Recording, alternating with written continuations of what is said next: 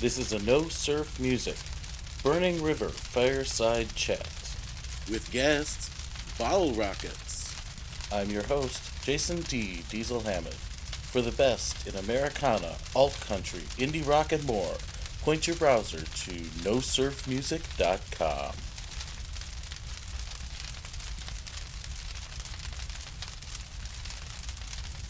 And this is another edition of No Surf Music's Burning River Fireside Chats. This is your host, Jason D. Diesel Hammond, and joining me today for a repeat appearance are the legendary alt country band, the Bottle Rockets. Ooh, how you doing, guys? Good. Awesome. And why don't you introduce yourself? Say who you are. I'm Mark, the drummer. There you go. Done? John Horton, guitar. And I'm Brian Henneman, the guy. There we go. And we're the James Gang. Yes, well, there's three of you now, so you are the James Gang. I can play bass. We can Yeah. start. There you go. Yeah, we lost our bass player, Keith, but it's all good. Yep. And as Mark just alluded to, we're actually in an interesting spot today. We're perched right over the burning river, the Cuyahoga, in just about the exact spot where the cover album for your album by the James Gang was taken. Yep, except So- we're in almost complete pitch darkness. This is true. This is true. Please don't mug us. So, yeah, at any moment, Kent, I think, is actually the fifth safest town in Ohio, though, so I think we should be fine. All right. But yes, these gentlemen just wrapped up their set at the Kent stage, and we wanted to find somewhere slightly peaceful. So we had to walk a little ways, but it's all good. And you guys were great, as always. That was a terrific set. So Thank you. thank you for playing it. But I wanted to catch you guys because since the last time we did speak, you've had a really cool reissue. And as Brian was kind of saying from the stage, you're kind of set right in the middle of sort of a past and a future thing right now. Right, yep. Yep. So let's talk about the past first. All right. Because just recently you did reissue your first two albums, which are the self-titled Bottle Rockets and the Brooklyn Side. Correct. So it's been about 20 years, right? 20? Yeah. Yeah. I mean, Just that- about. I mean, Over 20 for the first one, 21 for the first album. All right. And, Yeah. So the band can officially drink. That's right. The band is old enough to drink. Very nice. And this year's the 20-year anniversary of the Brooklyn Side. Okay. Yeah. Okay. So why was it important for you guys to reissue them after they've been out of print for so long? Well, because they've been out of print for so long. That's the main That's the reason. It's just like, people still want it, and which is and there was a bunch of people that never got it. That especially the Brooklyn Side. It's funny that record came out at a funny time. It was like a lot of people that should have known about it missed out on it because it kind of got cock blocked by a lot of other stuff real fast. It was like that thing came out. Well, it came out big time on Atlantic actually not until '95, and it wasn't out 6 weeks when all of a sudden like Hootie and the Blowfish and Jewel both came out on Atlantic. So you could see where that went. But it's cool because it came back out and like people that hadn't heard it, people were replacing old ones that they'd lost or given away, and people Well, their were brother-in-law took and never right. returned. They wore them out.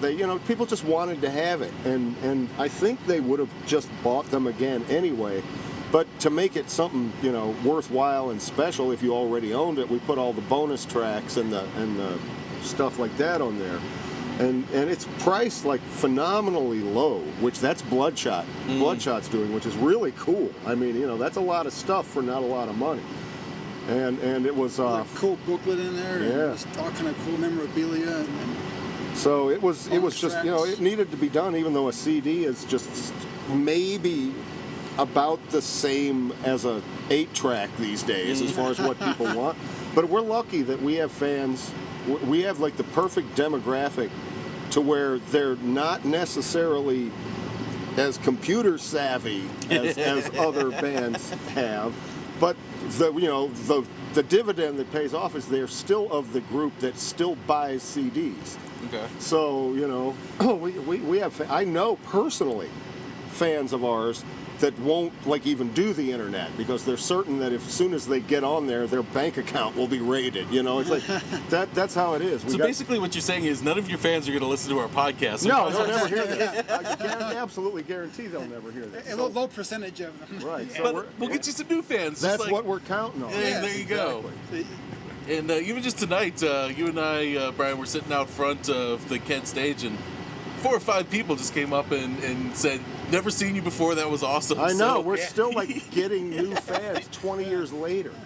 Which is pretty cool, Yeah. actually. We are you going know. to, we might be popular right about the time we're like 74, 75 years Did old. you meet the couple from Canada? Which one were they? Those 2 people I was talking to down the street. They came here from Petersburg, Ontario, Whoa, I met a couple. Was to it? see James, but they loved us. Yeah, it might have been the ones that I was talking to. I don't know. Oh, yeah. Ask about every kind of everything. I don't know. But anyway, yeah, I would talk to several people. Yeah, never heard us, but loved it. So Yeah. 20 years later. there you go. Yeah. Still reaching the new fans. Absolutely. So I guess you guys have been playing them in your live sets for a long time, but there are a couple of really, really key songs that were on those first couple of albums. Oh, yeah. Yeah. 90% of the people that come to see us want to hear that stuff. You know, that we have, I've split our fans up into 2 groups. There's well, I call the first group is called the old 97s, okay? Because they pretty much are fans that stopped buying anything we ever made in 1997. Okay. But they love it so much, they still come see us based on the shit that we did up until 1997. So that's the old 97s. And then there's the other group, which I call the Zoysians, which is a new group of people came on when we made the Zoysia album. And then the things that came in between, I actually call the missing years. So it's kind of like, I don't really know who bought those records. I hardly ever run into anyone that like came because like they came into us on those middle records, which would have been like Blue Sky and Brand New Year and stuff like that. So I've met a couple, but they're rare. that's the rarest group of all, that group. So there's the old 97s are probably the biggest group of fans we had. And then there's the missing years, and then there's the Zoysians, who pretty much got that and then went backwards. So the Zoysians are actually completionists. Gotcha. Whereas the old 97s just stopped at 97. Well, honestly, I fall into that last group there because Yeah. I was a little bit too young for you guys. Honestly, I was Right. probably 11 when the first album came out, something like that. Yeah. So I was listening to Jewel actually. Sure, well, heck yeah. But Hootie and the Hootie and the Blowfish was on 107.9 The End here in Yep. Cleveland and all Yeah. that. Yep. But that's about what I picked you guys up again. Well, there's a was great Zoysia. story Brian tells about when the album Zoysia came out. You should tell the story, Brian. Oh, about- yeah. The one with the girls? Yeah, yeah. Go for it, man. Yeah, Zoysia came out, and we were playing. There was a long tour. We played a long time, went all over the country, and everywhere we would go, we would see these young girls like up in the front row singing all the words to our songs. And that's a new experience for us. It's like we never always had young girls at our shows. It was Gotcha. always like we were a guys band, you know. It was all dudes. And then we kept seeing like these young, you know, good-looking girls, and the Zoysia just come out. I was like, this album is like bringing the girls out. I'm like, this is weird. I'm like, what the hell? What would girls be liking about this album? And See, women really like grass. yeah. It was like of all albums, that would have been the last one I would have ever thought. Finally, at the end of the run, I just had to ask one of these girls, and I was like, you know, hey, you know, I've just been seeing this across the country, like all these, you know, young girls like you are standing up front and singing the songs. And then the answer came right out of her mouth, and it made perfect sense. She says, "Oh man, you guys are my dad's favorite band." And I've been listening to you since I was like 6 years old. And they finally, that year, they turned old enough to go to bars. Gotcha. So as soon as they turned old enough to get into the shows, they came because they had a whole lifetime of hearing their dads play it. So Who were our fans like 20 years ago, Right. asking us about fuzz boxes and guitar effects and stuff after Right, the show, right. So like instead of girls at the show. the old 97s had kids who became Zoysians, and maybe the kids turned dad on to stuff later on. I don't know. But it's funny. It's These guys are still around. when you're around that long, it's just so funny that you actually like have a generation come up. You know, it's like, wow, that's weird. Most bands don't last that long. because when we started out, if you're 22 years old coming to see us now, how the hell old were you when we started? You were 2 years old. years Right. Right. Yeah. It's crazy. Well, it really is amazing in some ways that you guys have managed to stick it out so long. I mean, so many bands have come and gone. Yep. They've had their Hootie moments and the Blowfish. Yeah, exactly. I was gonna say, Yeah. like the people who had their moment in the spotlight, they burned out. You know, like you don't see them anymore. But maybe you guys were lucky you never really had those big hits. Who knows? Right. And what would Darius is doing be well in funny the to see country us at the music. end of our lives, like take one of these bands that came and went in our time frame, like say for instance, the Cherry Poppin' Daddies. All right. Okay, a whole craze. So it'll be funny to see over the course of time, like at the end of our lives, we probably made the same amount of money. It's like Yeah. even though they made a whole lot at one time, Right. then they just didn't make it anymore. And then it's kind of like so. They ended up baristas or something. Yeah, right. You guys are still playing music. Yeah, so it all evens out in the In it end. for the long haul. Absolutely. So speaking of the long haul, I do want to mention a couple of songs in particular from the reissue because it's one of those things where it's going to sound like I'm being over the top, but two of the songs of those albums I really think are among the best of the 20th century. Oh, you're over the top. I know, a Oh, little bit. man. No, Stop and being I'll so explain over the why. You are over the top. No, Please no. stop. Let me tell you why. As far as folk music goes, I think kerosene and welfare music hits the tone of just what the working person or the lower class person and what their life is about better than just about anything. Well, there you go. So I was wondering if you guys could talk a little bit about those songs and sort of how they came about and why the band focused on those kind of people when you were writing. Well, those Good lyrics, first of all. yeah, it's like they were actually our friend Scott Taylor wrote the lyrics to both of those, and so I don't know, those were the people we lived around, so of course we could relate to it absolutely, and that's why we did it, but more than that, it was just. What were we going to do songs about, like, flying to space or something? It's like you just do stuff about what you're around, and that So was Will that. I Am and Britney sing songs about Will I Am and Britney. Yeah. Write about what you know. Right. Right. I'm cooler than you are. Yeah. I gotcha. Well, I think that's something that has run through. I mean, all of those different eras. I mean, even you were saying, the new people who came on. I mean, the songs, even right up until your latest albums, have always had that quality. Well, it's probably just built in. I mean, it's like I said, it's no matter what. I mean, even if we wrote about our life on the road, Right. we are still dealing with those same people. Right. It's kind of like it's not like we ever like bumped up a class level or anything. It's like that's just the deal. That's our life. It's what we do. It's who we are. It's our thing. It's how we roll. I roll. I gotcha. That's what I'm about. So your fans are pretty much still driving $1,000 cars. Well, and, I don't know about that. True. Actually, just at the end of this show, I'm walking through the lobby and some guy stopped me and said, "Hey, this morning I dealt with my son's $1,000 car and had to end up getting it towed." Yeah. So I said, that's you get a $7 tow for a $1,000 car. That's the way it goes. Yes, indeed. So it's still true. Just one more question about the reissue. If you guys could tell us a little bit about those bonus tracks that you put on there. There's a bunch of live stuff. There's some demos. How did you choose, first of all, from everything that you had, what you wanted to put on? Well, first thing we had to do is find stuff that could actually be remastered and worked with. So that eliminated something. So we had to go fish through and find a pool of things that you could bring up to date, just on the technical end of things. And basically, that was a whole lot of the dictating point. And it was just a good representation of back then, like some of the stuff is like pretty crazy and far out there. And that's how we were back then. And it's just, I don't know. That's, it's kind of like, it was an interesting view, too, a little peek at what went on before the band.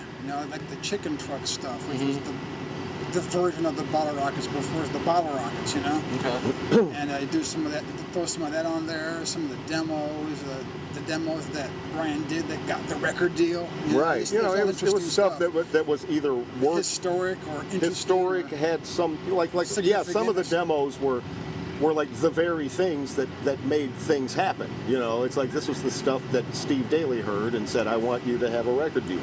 So Right. that was the guy from our first record label. Gotcha. And so, yeah, it's just sort of like historically significant stuff that we had laying around and was, you know, pretty fun and worth listening to. So it wasn't like a, really, we didn't slave over which ones went on there, but there's a little logic to it. Okay.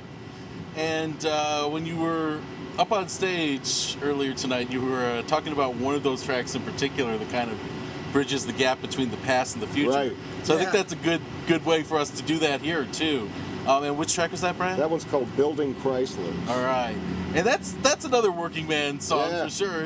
It's along those lines. That's from back then, when that was our, that was way our deal. So yeah. Yeah, and that was demoed for the Brooklyn side, but for whatever reason wasn't included, Yep. and just And it never, sat it neglected never, for 20 years. Yeah, it never made it past that. It was like it was that one thing that's on the reissues. That particular acoustic demo is the only place that ever existed. In one time, one shot, that's it.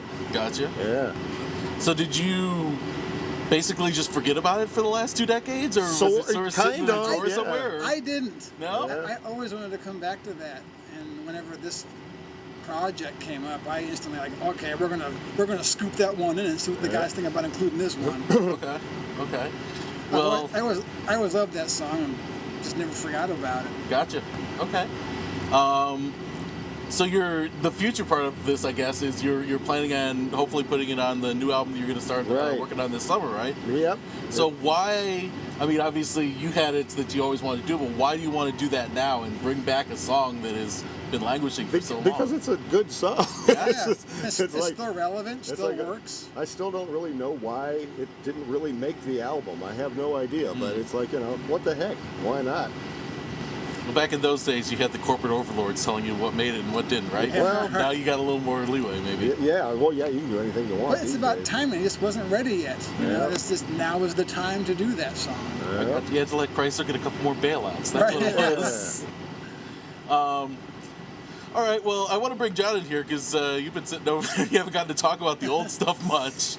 But I guess, what can you tell me about the new work that you're going to be doing this summer and some of the new songs? Can you guys give us a preview? It's interesting. We're actually making the master plan right now on how we're going to do it, and it's the goal is, it's kind of like the universal goal is to make the loosest Bottle Rockets album ever made.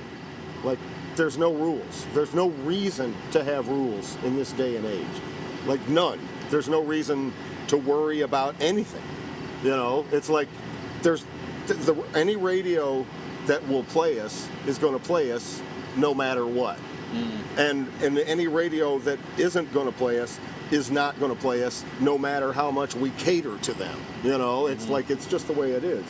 We're not going to be on what radio station would play us, like a big radio station. No, we don't even worry about that. So once you throw all these old things that you used to have some concerns about out the window, it's like anything can go. It's like one thing that Eric Gamble had a brilliant idea is about half, a lot of what we do these days is the house concerts, like the living room shows. So he said that should be part of the friggin' album. It's like you guys, of course you'll kind of decorate it out to make it into like a long-lasting piece of music, but there's no reason to not have like a very, a bulk of the, some of the shit be like that acoustic kind of thing. That's what we do. I mean, half the time you see us in this day and age, you're seeing us that way.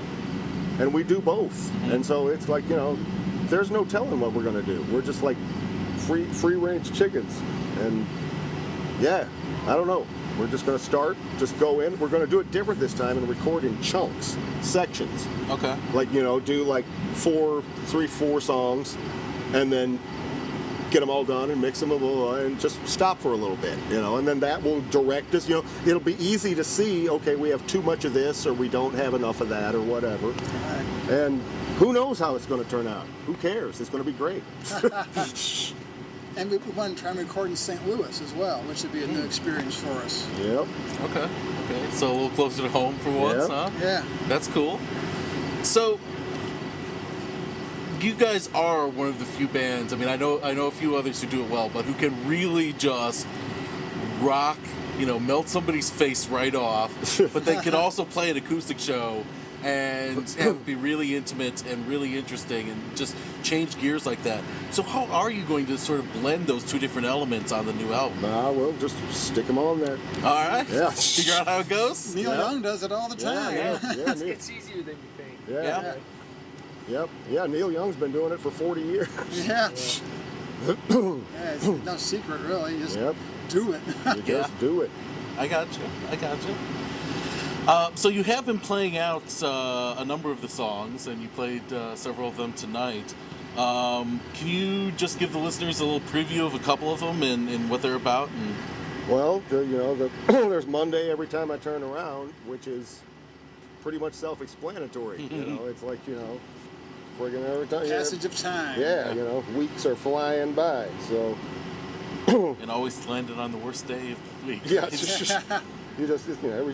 time you turn around, it's friggin' Monday again. So, that's one of them. That's a simple time passage song. And then there's Big Lots of Love, which has a great story behind it. It's just a simple little, it's a love song about it's a mature love song. It's not young love, so New Country will never play it. It's not about young love or recreation, so forget about it in New Country. Not to mention tailgate once. Yeah, right. There's no tailgates in it, damn it. Yeah. But that is a good story, though. Would you mind telling that? Oh man, it's a long story. No, I'm not. Okay. No. Fair enough. Come see a house concert. Right. There you go. Come see a house concert and you'll get the story. All right. Well, everybody check that out. It's Fair worth it. enough. I've heard it before. Yeah. Anything else that you want to mention from the new songs? There's stuff that we haven't even really, we worked on it like one time in my kitchen and haven't even really gotten back to it yet. So, there's all sorts of, I've got this weird one called Ship It on the Frisco, which I can't even tell you what, it's like, this is going to be it's going to be a pretty kind of an out there record for us. It's because we're not trying to do anything. I'm not even worrying about continuity. It's like I'm just thinking it like of the '60s. Everything's a single. Okay. And then just do it like that. It's friggin' Beatles mentality. The album is kind of sadly a kind of a done thing. People buy one song at a time.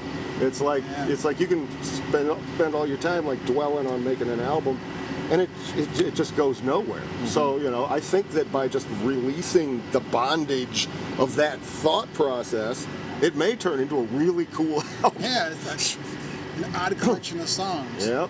I got you. Yeah, I think it really is interesting to see that change because of, like you said, the digitalization. I mean, when we first saw it was Zoysia, 2006. That's when I first. I mean, we were kicking it old school. We were slaving over the artwork. We did the whole like magnificent story inside the thing, and I did a lot of interviews for that record, and no one ever mentioned any of that stuff. And it was at that point that I realized no one had that stuff because people didn't buy albums anymore. They just took it off, got it off the internet. And I realized that it was kind of like, well, fuck, it was all for nothing. Right. It's like at best the album cover is coming up as a tiny little thing on your iPod. Right. Well, that and add the fact that the advanced copies that get sent out are just kind of like generic cardboard sleeves from the record label. So the writers get the writers had copy nothing without the actual artwork. I'll tell you what, we don't even get that anymore. We get the digital stuff, and honestly, like from my perspective, that annoys me too because like I want to be able to. Spotify? Oh, I believe it. I didn't know it. I bought some sunglasses. The little outdoor outfitting place, I got the sunglasses. We're on Spotify, you said? Yeah. I didn't even know. People, some of the glasses were asking where I was from. I told them we were here playing. I recognize a band? Nah, probably not. What does a band sound like? I don't know, this, that, and the other. You got Spotify? I don't know. So if they got the iPhone, oh yeah, you're on Spotify. Yeah. Is that you guys? Oh yeah, that's us. Yeah, I know we are because I've seen in my Facebook news feed. It's like, so and so just listened to Things You Didn't Know by the Bottle Rockets on Spotify. there you go. So You yeah, guys should be getting a very tiny check from them Yeah, at some yeah. point. Oh man, I'm not even worried about that shit. yeah, At this stage of the game, we're not in it for the money. Yeah. We're in it I mean, because nobody is. yeah, right. Yeah. It's just you make just- art it's- because it's what you do. Yeah, music is free now. That's just how it is. So we're lucky, like I said, to have a fan base that will still buy some CDs, and I guarantee we sell more at shows than we do in record stores. So it's because for one thing, you got to find a record store, Right. and good luck with that. Yeah. we And, are the records. yeah. Exactly. So some bands don't even have that. They can't even sell a dang CD. So we can actually still sell some of those, which is cool. Kicking it a little old school, still feeling a little wisp of old music business going around. But yeah, to really devote your time to worry about artwork and stuff like that, man. That's just, if you got the time, okay. But you don't waste time on it because it just doesn't. Don't waste time or money on it because it doesn't mean anything. I got you. Well, everybody just remember, you can still always get the high-res cover art on No Surf Music. I always post it there. There you go. So maybe the last place on earth, but it's there. Oh yeah. So let me just ask you guys, going even farther into the future, sort of, because you've been talking about how long you've been on the road and how you don't really do it for money anymore, and it's really just what you do. So what do you guys see? For the bands going into the future, just staying on the road. And There is really no telling. There's just no telling. It's totally crapshoot. It's not just us either. No. It's not. This is nothing. It's not. It's kind of. There literally may be no music business in 10 years. It's funny you should talk about that in referencing music stores again. Like I know the people who have vintage vinyl in St. Louis. And Tom Ray, we were talking about this one time, and he said that 20 years ago he used to be able to see exactly what was coming down the road, when it was going to get here. I mean, you could see, like where it was going to go, like how we could sell it, how much was going to sell, it was like, and he said now you can't tell. It's just you just can't tell at all. And I think he's kind of in a similar boat that bands like us are, in regards to that.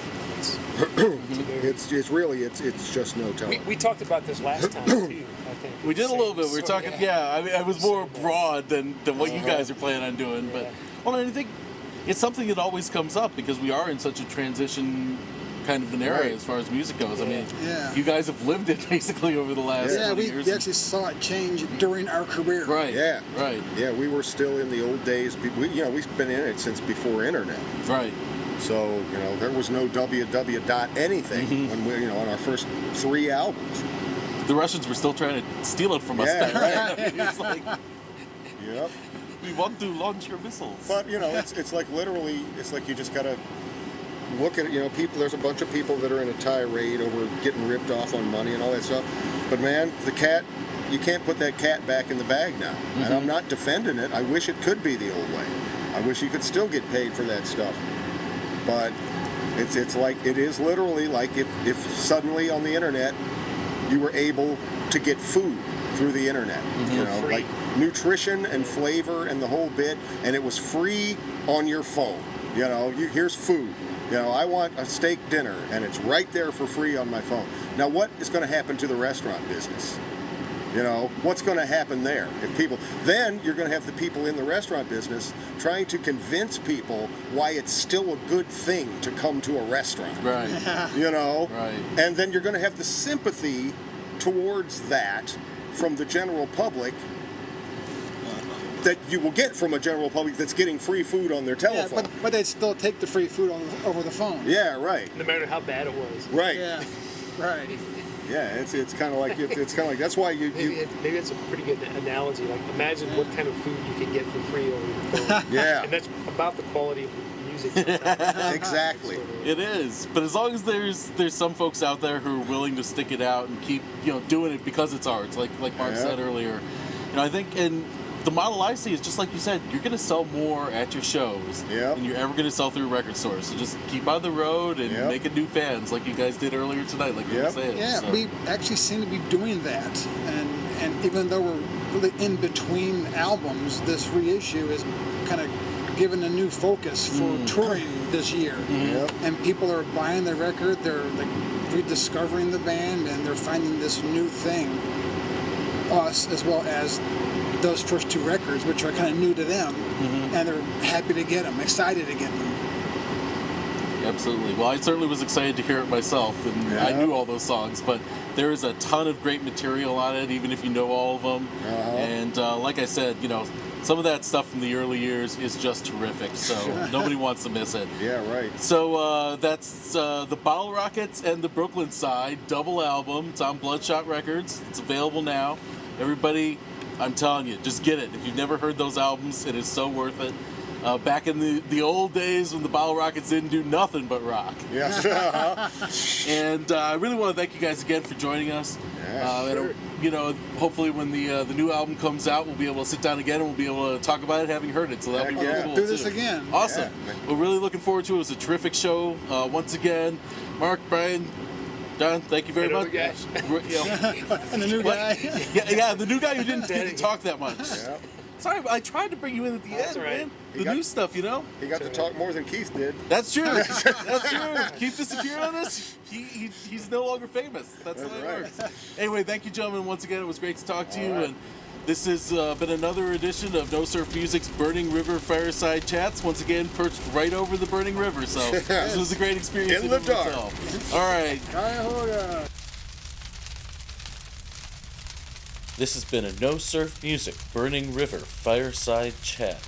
This is your host, Jason D. Diesel Hammond, signing off. Remember, No Surf Music is your source for the best in Americana, alt country, indie rock, and more. For original reviews and interviews, visit nosurfmusic.com.